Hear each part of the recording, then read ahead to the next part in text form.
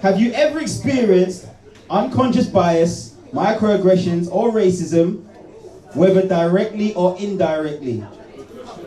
How did it show up this morning, innit? How did it show up, 4 police officers? And how did it make you feel or respond? I ain't done yet. We're opening the floor for honest, respectful dialogue. That's new, innit? Shit. Respectful. This is debate corner still, just reminding you, look. Whether it's something you've experienced, witnessed, or even realized in yourself, we want to explore how these issues show up in everyday life and what we can do to challenge them. Now, before we get into this in a very mature way, do you want me to read that out again, or have you got the gist of what we're talking about? You understand that the People's Barbecue's now been rescheduled to the 20th, yeah? We can go 30th, when is it? 30th? We sure? Is there any other reggae style events or fun fairs taking place on the 30th of August, People's Barbecue, selfless plug here, but you got the gist of the question, right? Okay, with that being said, how many rums have you had since I last saw you? I think Doctor wants to go first for this one. No, we know how the rules go. We know how this goes. Okay. Yeah? I can't think of, at the top of my head, the only thing that I can think of is I used to work for a company. And I experienced what you can say is verbally, I don't know how to call it, basically essay from a manager because of my ethnicity. He was into ethnic girls of Caribbean and African heritage, and he liked her, and he would, he got my details off of the system, and he would message me on my phone and say, on a serious note, he would say quite derogatory stuff, and he would use my culture in that derogatory stuff. I don't know, we're not on TikTok, but yeah, you're black, this, blah, blah, blah. So when I reported it, when I reported it now, I was sent home.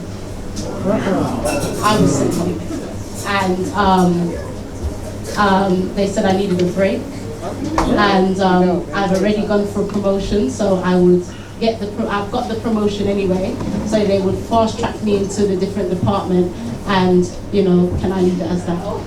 I didn't leave it as that, and I won. But yeah, that's my experience. I was assaulted by a Ebru driver 2 years ago, and I reported it to the police. They came to my house within, 3-4 hours. I had a white male officer and a white female officer, and I explained to them what happened, and the white officer was kind of like, well, nothing's really going to get done about it because I broke my leg on the job, and yeah, nothing's going to happen with your assault charge, basically. And I was kind of looking at him, and I could see the female officer, she was really, really angry and disappointed that he kind of used his injury that he got on job with me being assaulted by a driver. And she was really just like rolling her eyes and looking at me with empathetic eyes, like trying to say sorry about the situation. So I lost my shit, but I lost it in a way where I had to educate him. I'm not going to get into these because it's too long, but I kind of just let him know that I've got a degree in, I've got my degree in criminology, and sorry, I was so angry for a second. I had my degree in criminology, kind of just gave him some logistics, and he was sitting there, backtracked, and was kind of like, oh no, I didn't mean it like that, oh I meant it like this because of how we do backlog with stuff, and all this kind of whatever he was saying.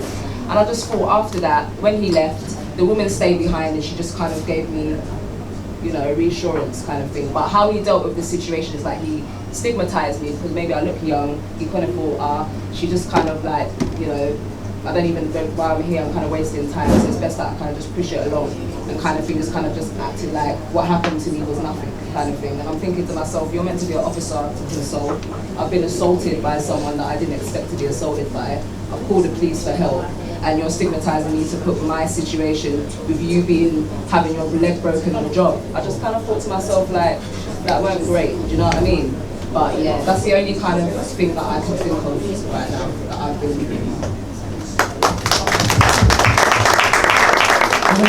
when I used to live in the States and I used to go to New York, especially to the Harlem area, I got the looks. Did I feel weird? No, I didn't, because I just guess it's normal for them to look at you differently because there's not a lot of us on those areas. But I think I've come more across to discrimination because of being a woman more than the color of my skin. So I don't know if I could put that in there, but just basically somebody saying that I'm a woman and I'm not allowed to speak. So yeah, that's what I've come across. Alright, so first part, unconscious biases are available in everyone. We've all got unconscious biases, from culturally and your heritage, from your race to your gender, and amongst other things. Right, there's going to be personal preferences and unconscious biases. Unfortunately, that's just there. Right, people will cross the road because a couple of black kids are walking on one side of the road because they were assuming based on other people's experience and what's other things. We can't get rid of it. It's unconscious. They're not even thinking about it, right? In terms of me personally, some of you obviously know that happened to me this morning. It's happened to me in a corporate workspace, right, where I've had to feel or I've had to work harder than my peers because of how they talk to me, how they communicate with me, for me to be able to flourish. That's that part. Moving on to actually, the people's barbecue directly. It is let's be honest, it's a reggae style to a degree, right, event, right? It's a music of urban culture, right? You're gonna hear dancehall, reggae, Afro beats, house, etc. Where fundamentally, reggae is what influence a lot of the music that actually come from hip hop, etc. Right? So it's gonna be there. But what's happening is obviously from a perspective of they're assuming that means bad behavior. They're assuming that means kids are gonna be in jeopardy. And that's a part of the biggest issue. The reality is, that's not the issue. People's barbecue's been going on for a plethora of years and been doing their things with very marginal, very minimal or no form of trouble whatsoever. And unfortunately, the council, licensing, whoever it may be, sees that as some form of a threat to this relevant affair that's going on, where because of their unconscious and conscious biases of previous experiences, where the reality is, come out on August the 30th and enjoy yourself or buy a ticket. Yeah? Right now, go buy your tickets. Right now. Yeah, I kind of see everyone's telling experiences and stories. I'll give one on my own, yeah, and then I'll speak to our situation. Big up Tam. First one, me and my bro, we moved to Leytonstone. You'd finished school by then, innit? Like, yeah, but I was still going to school in another area that at the time, the new area we moved to had problems with that area. So I remember one time I tried to be smart about it and not put on my school uniform just to avoid the headache going to school. And I was running for the bus. And I remember running for the bus, and then I remember the bus coming to a stop when I got on the bus. And I remember the police getting on the bus, and I got to the top deck, and then they were pulling me off the bus. And I was kind of confused. I was like, right, and they thought I was running from the scene of a crime because I was out of uniform to them, you know what I mean, of what they would believe. And then when they pulled me off the bus, I was trying to tell the driver, yo, don't drive this bus, I need to get to school. But he's on the schedule with it, so he just closed the door and just kept driving in it. So I experienced racism from him, but no, I'm joking. So yeah, exactly. So then, yeah, I've talked to the officers, like I feel like they thought my response was going to be colloquialism, obviously being black, urban, all of that good stuff. But where I was articulating myself and talking proper, I think it threw them off. And I said to the officer, like, are you racist? And he said, nah, I've got a colour TV at home. Come on, Jedi. But yeah, that was just a story of mine. But speaking to an actual experience, me and Tan, we come together, we put together a show called The Hot Seat, yeah? Big up Nads in the building as well. And the last billboard, we had ice cream, big up ice cream. Ice cream's been on the panel, Mafia and all of that. And we had billboards up, what, about 7 now? We got one in Northwest, that's the last one. Yeah, Northwest. But originally, the billboard, which we had originally up, was on Stokey High Street. And it was up, not to our knowledge, they pulled it down before its time was up, it being up. And then when we tried to put another billboard up, the Jewish community said it doesn't represent their area in any kind of way. And it was just a group of black people that's come together and trying to do good things and positive things. So I would definitely say that was definitely a racist experience. Even the man on the phone, big him up, he couldn't bring himself to say they didn't want N-words up on their billboard in the community. So yeah, that I say that was definitely a racist experience. And now the billboard's up in Northwest, and the billboard was up in Romford. So big up my Romford, my Essex people, come on, big them up, love. Yes, funny enough, I was watching the Hot Seat today on YouTube. I don't know how I come across it, but I was watching it. So around, I don't know if it's unconscious racism or just straight racism, right? About 6 years ago, I was buying a house in Cambodia. It was a flat, and I made an offer. It was 260. I made the offer, and the property was on for 260. Now the agent come back to me and said, okay, they're gonna get back in contact with the vendor and, you know, put the offer forward and then go from there. They come back to me and said, yep, the vendor is accepted, but through regulations and blah blah blah, they need information of my affordability. So I said, okay. So first thing they asked for was a copy of my bank statement. I sent that over. Then they asked, where is the fund coming from? I sent proof over. They asked from that fund, where is that coming from? So then I said, okay, I've sent you my bank statement, proof that I can make the purchase. I've sent you my ID. I've sent you everything that you need to know. Everything else needs to be handled with the solicitor, the conveyancing team. You don't need to know anything more than that, right? I've given you all the details that you need. So they said they'll come back to me. 1 week passed, I've not heard from them. 2 weeks passed, I've contacted them, I've messaged the agent, I spoke to somebody else. I said, listen, I've put in an offer, not even an offer, I've put in the asking price for the property. No one's got back to me, what's going on? The manager come and said they need to do more checks. I said, but this is the reason why we have solicitors, right? There's no need for you to do more because the solicitors, that's what they do. They do their due diligence, they check and make sure that everything is in place and it's not a fraudulent purchase, right? So you don't need to know more. I've given you everything that you need. They waited 3 weeks and then come back to me and said that the vendor took a higher offer. Yeah, and for me, I felt that was straight racism. I felt, to me, it's like they said, so how comes you can afford this and why can you afford this? I remember another time I was selling one of my properties and this woman and her husband come up to me at the gate, looked me up and down, because about 3 years ago, what they do now when it comes to property, they do like a group booking where like loads of people come one time and then view the property and come out. She looked at me up and down, walked into the property 10 seconds and just walked straight back out. But I saw it going in. I really feel no way about it one time.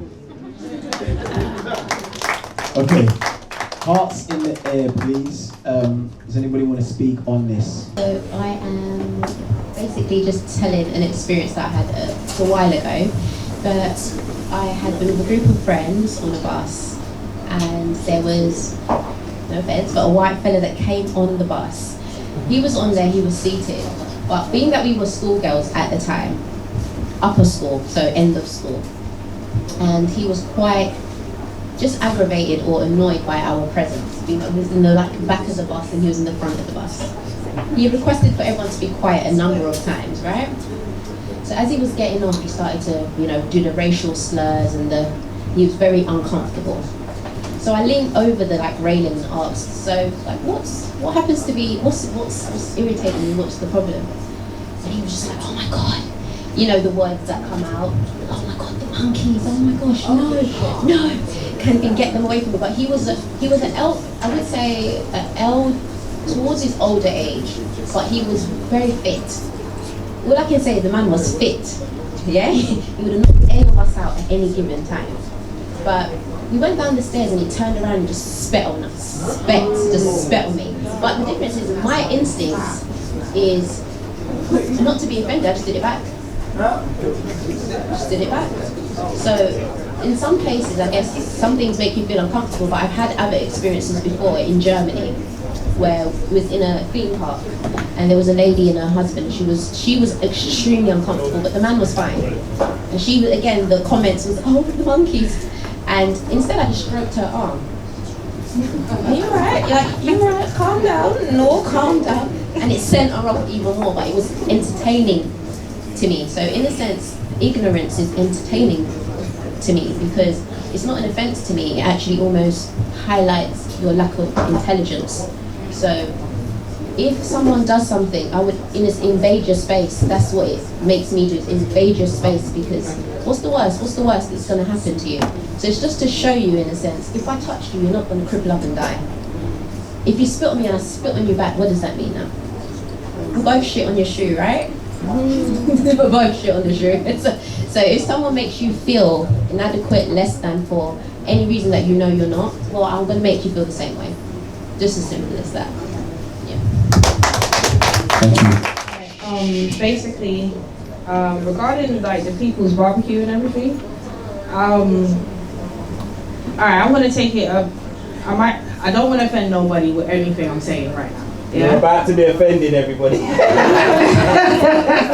When someone says I'm not going to offend no one, 50% of the room is about to be offended. No, carry on. Alright, so basically with the people's barbecue, if you go way back, yeah, there were certain laws in this country that came into play that black people weren't allowed to open businesses and stuff. I don't know if the laws are still into play right now, yeah, but I know that it's gone a bit lenient because obviously there's black people that have businesses and stuff, yeah?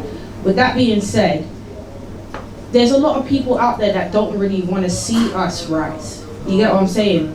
They don't want to see us come together. They don't want to see us coming together as a community. Yeah, whether it be dances or whatever it is. Yeah, there's certain things come into place that we don't even know about, that they don't even allow us to do. Yeah, so with the people's barbecue, I think that you guys should have that in mind. Yeah, I don't know what, I'm not really educated on that side. Yeah, so I don't really know what you guys should do, but I know you guys should keep that in mind, that they're going to shut you down regardless. Yeah, they're going to shut a lot of businesses down. Yeah, so with that being said, I think that a lot of black people should educate themselves in that place to know what you should do and what should cover your back. Yeah, so they cannot do that. Yeah. And with the racism thing, yeah, I'm gonna be real, I don't really have a lot of white friends, yeah? And the reason why I don't is because, I'm gonna be real, it's like, sometimes you come into a room with white people, and regardless what you do, they always make it known that you're black. You know what I mean? Like, your hair, your nose, your skin, you smell like shea butter. You know what I mean? It's just like, and sometimes with like white people, I'm gonna be real, you guys will see racism in front of you, yeah? And let it happen. Won't say a word, yeah? And after the fact will be like, oh my God, that's so bad. Yeah? It's like, sometimes I think it takes our community as well, yeah? But sometimes with you guys come into our spaces, yeah? But then we'll see us go through struggles and won't have a word to say. Won't help us, won't do anything. You know, we'll see us get kicked down, and will say to us, oh, maybe you should have done this and maybe you should have done that. You know? And we could all share, everyone has an experience in here. We could pass the mic to probably everyone in this room, and every single person in this room has an experience with racism. Yeah? And lost my point, but I'm gonna pass the mic with that being said before I land. I'm not taking offense about anything that you're saying, because I totally understand where you're coming from. I run a dance studio and events venue in central London, and I go to communities like this because even like there is a fitness company that's just been kicked out, is also run by the black community. I've also said to the boss right here, if you guys ever need a space, I want to help. So I know there's people that wouldn't do it, but not all of us are the same. And at the end of the day, I understand where you're coming from because I've seen it and I lived it. And sometimes there's prejudice that we actually put against others only because we don't understand, like what a girl said down there. Sometimes we have to be educated, and sometimes we need to step back and just realize that there's certain things that we don't understand, the struggles that you guys gone through, that we then get to understand and be able to become a community, not just feeling, you know, that just because you are that color, you're not able to ask for help or come and speak to at least me. I don't know anybody else, but I'm here to help the community. So if anybody needs a space in central London, I'm here to help you. And I don't need the money. I just wanted to verbalise, guys, that it's sometimes that black people need to take responsibility. So it's not that white people are all this way and this, that and the third. Sometimes we walk into a space victimised already. Sometimes we walk into a space expecting that that's the way we're going to be treated. We walk into a space like we're less than. Let's just be honest. Yeah, not in this case. No. We can all guys. We can all say that we walk with our chests high and our egos. Our egos can walk into a room, but your ego does not disguise your persona. It doesn't disguise it. So I could look like a pretty woman, but do you know who I am? No. So the truth of the matter is, I can walk into a room with a certain persona or a presence, but you have to be assured of who you are. You have to be aware of your own culture. So as a Jamaican, we know our culture's loud, let's be honest. We know our culture can get vulgar. We know our culture can get rude, verbally slack.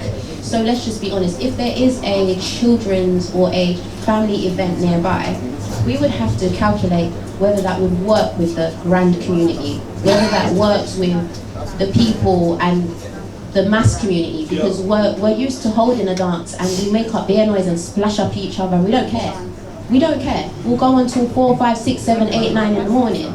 But the whole community does not work like that. So as much as we want to do what we want to do, we have to be aware of and mindful of the surroundings. Then we can actually gauge whether we're being treated unfairly or if it's just an annoyance to the community, to be fair. Way is to the sister that was saying, like, give thanks for accountability. Like, man, them have to know that sometimes our team can be a bit separate and whatever. But I can't think of any occasion where people come together on a party with alcohol, men and women, and there's not all these things that are included that the young sister mentioned in terms of events, vulgar, this, blah, blah, blah, blah, blah, blah, blah. I don't even know. I've been to the People's Barbecue, and she made it sound like some kind of strip-off one, or like it's some madness. It's a barbecue.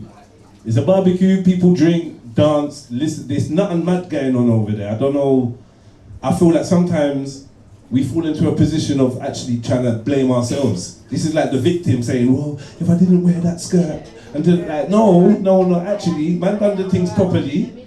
Now I hear that, but it just sounds like we're making excuses for them. I'm in the middle. I'm the girl in the middle. I'm saying, we as a culture, this is about our culture. Just sometimes we've got to see in comparison. I am the one in the dance. I don't think you've been to one of their events, mate. However, It gets wild out there. Everyone's culture's loud. Everyone's culture's loud, man. Go to all the white festivals. Everyone's culture's loud. Yo, pick up my white people in the building, yeah. But. Everyone's culture's loud when we get together and we drink, right? Are you agreeing? Were you agreeing, sister? It's like you never. Now the world, around the world, you ain't been Magaluf. You ain't been Magaluf.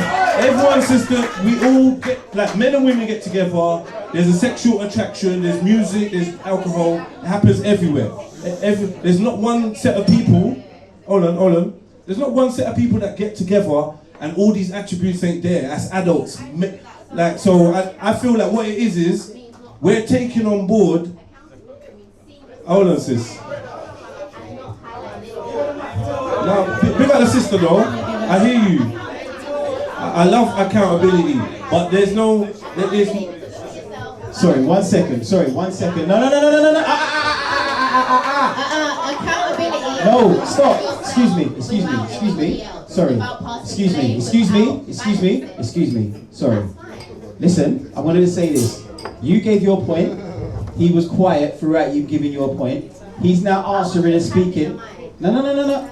Listen, but the reason you was handing the microphone is because you were speaking when the gentleman was trying to answer your point. Yeah? So he gave you the respect when you were speaking to finish your point. He didn't interrupt. He didn't start going, nah. He let you finish. So all I'm asking, and that's generally across the board, is allow him to now respond. And then once he's finished, if you so wish, then you can come back with a rebuttal. Is that cool?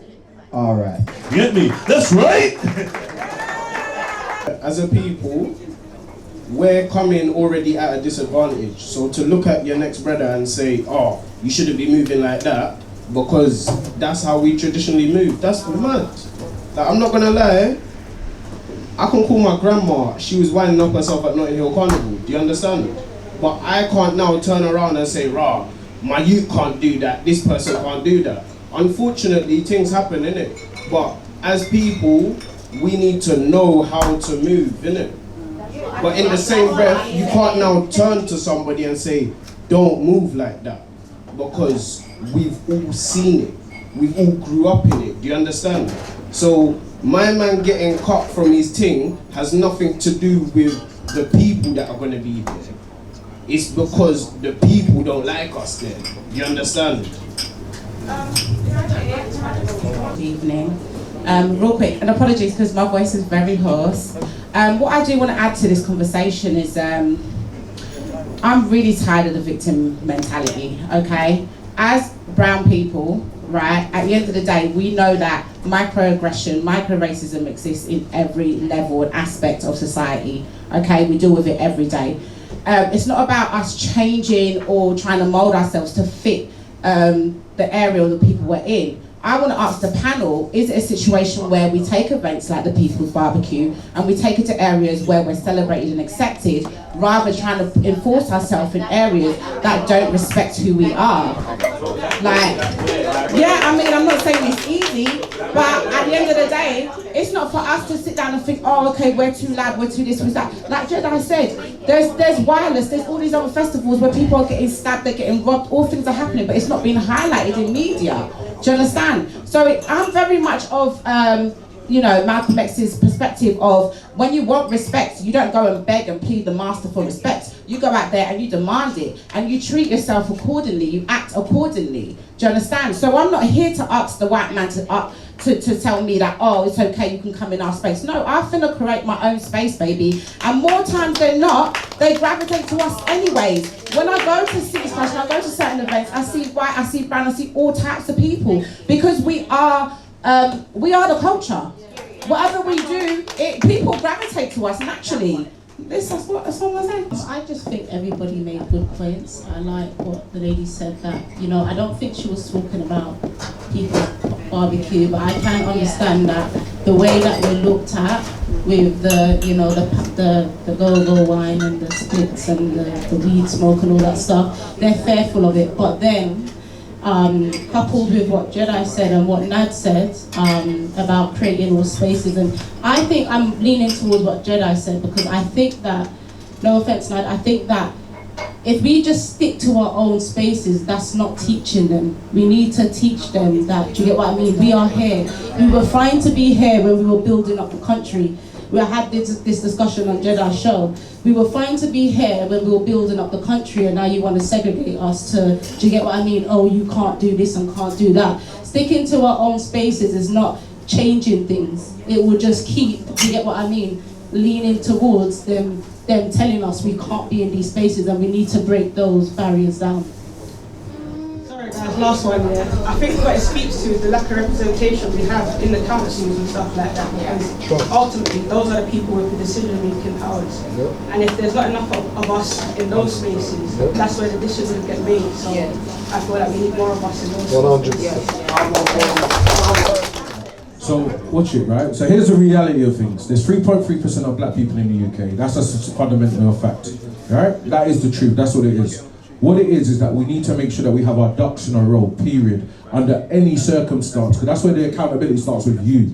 So for example, Sterling made sure he had all these ducks in a row, everything was aligned. So he now needs to know what the next course is to make sure that this doesn't happen again.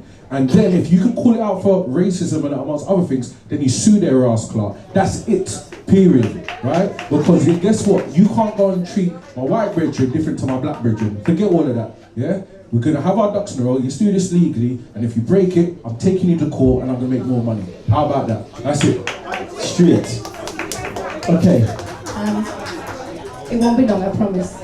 You guys have all been promising and you ain't kept your promises once. The lady just asked a Everybody, question. not just you, everybody. Yeah, Okay, go on. just as a piece of advice, the business I have has a lot of mix of, races in the building. My advice to Mr. Sterling is take that to the committee in the council, team up with people like us that want to help, so then if anybody comes to your events, they've got very little to say because you're not just working with your community, you're also educating people like us. So if we're helping you on this, then you're gonna have a little bit more to win, and then be educated, so you'll be supported and they won't be against you.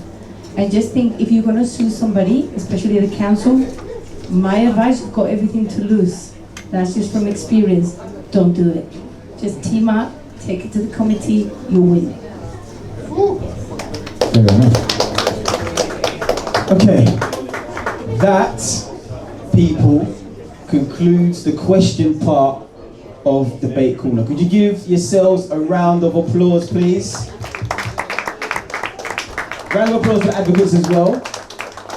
Round of applause for yourselves. The Debate Corner. The Debate Corner.